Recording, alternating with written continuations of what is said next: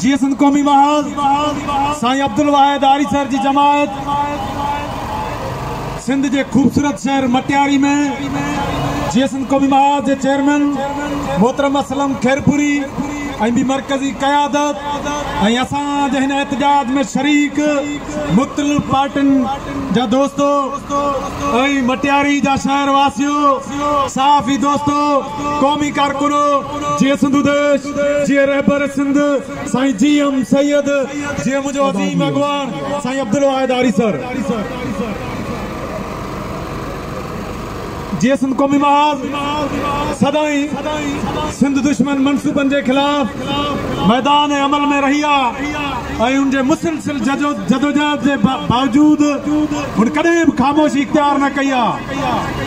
इन सबब के करे जी सिंध क़ौमी महाज ते 7 मई 2020 ते PTI सरकार के दौर में रियासती इदारन असांजी जमात बंदिश मकाफाती अमल ॾिसो अज वही साॻी PTI सरकार है जो बंदिश हेठि है जी सिंध क़ौमी महाज बंदिश के बावजूद पंहिंजी अमली जदोजहद न छड़ी कुछ धुरन जो ख्याल हो बंदिश जा पोइ ही जमात न हली सकती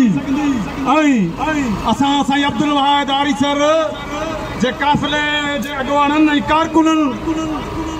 पंहिंजी जदोजहद सां इहो साबित करे ॾेखारियो त रियासत जे बंदिशुनि रियासत जे जबरी गुमशुदगियुनि जे बावजूद भी अॼु भी जी सिंध क़ौमी महाज ॻाढ़े झंडे सां अवां असांजे रूप में ही हेतिरनि सारनि जे अॻियां ही मौजूद है ही रियासती शिकस्त है ही असांजी कामयाबी है ही करे साईं GM सैयद जी कामयाबी है जेको सिंध जे हक़नि सिंध जे नंगनि सिंध जे वसीलनि जी ॻाल्हि करे थो त उनखे जबरी तौर खंबे गुम कयो वञे थो हालत ये है सोबत कोसो जेके 11 साल थिया अयूब कांगड़ो मोहन मेघवार सोहेल रज़ा भट्टी अलावदायो मेहर हाण वरी हिकिड़ा नंढड़ा मासूम कारकुन खंबिया उबैद लांघा हालार चांग ॿियो जसाब जो उहिदेदार आमिर चांग ते भी केस दाख़िल किया हुआ सीधी सही रियासती दहशतगर्दी है असां अवां जे केसनि रियासती दहशतगर्दी जे दबाव बावजूद न खामोश थिया आहियूं न थींदासीं ॿियो हिन वक़्तु हिकिड़ो सिंध में हिकिड़ो वॾो इशू हलंदड़ है असां अॻे चयो हो असां अॼु बि चऊं था असां कंहिं भी मज़हब जे मुखालिफ़ न आहियूं ताज़ो सूडान में पाक किताब जी जेका उते तौहीन कई वई असां अहिड़े अमल जी निंदा कयूं था छो त सभई जेके मज़हबी किताब आहिनि उहे असांजे लाइ उत्तम आहिनि असांजे लाइ आला आहिनि असां उन्हनि जो एतिराम कंदड़ आहियूं इहो असांजो तारीफ़ कराईंदड़ धुरनि खे चऊं था असां मज़हबी इंतहा पसंदि न आहियूं मज़हबी इंतहा पसंदि हिंदू मुस्लिम सिख ईसाई अंग्रेज़ हुजे असां उनजे खिलाफ़ आहियूं सो मुंहिंजा साथियो असां कंहिं बि मज़हबी इंतहा पसंदी खे क़बूल न कंदासीं रियासती जबर रियासती दहशतगर्दी के बावजूद भी असां पंहिंजी जदोजहद जारी रखंदासीं असां सिंधी क़ौम उन्हनि खे गुज़ारिश कयूं था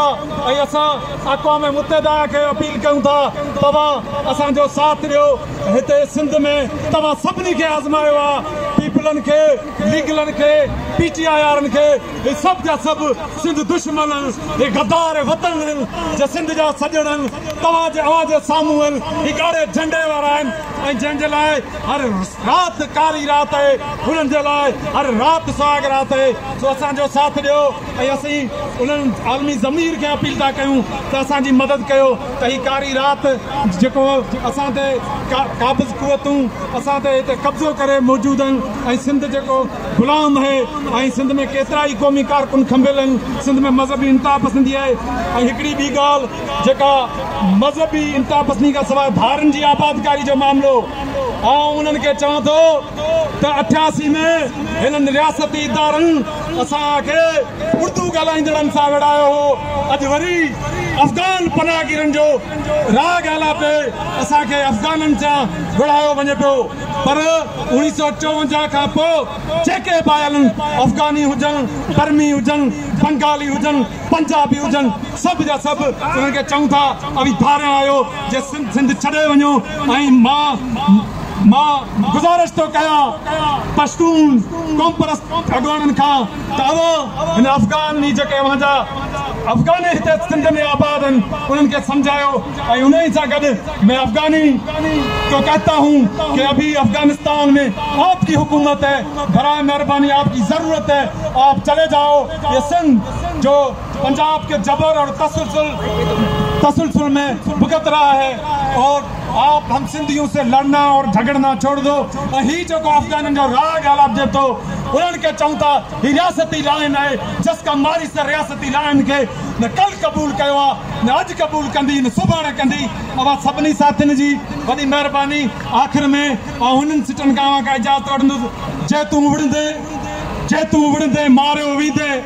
हिन धरती तां वारियो वींदे, दोदा तुंहिंजो साथ वींदो पर माण्हुनि जो वेसा न वींदो। तव्हां सभिनी साथियुनि जी महिरबानी। जीअं सिंध देश, जीअं रबर सिंध, साईं जी एम सैयद, जीअं मुंहिंजो अज़ीम अॻवान साईं अब्दुल वाहिद आरी सर। तुंहिंजो देश मुंहिंजो देश, सिंधु देश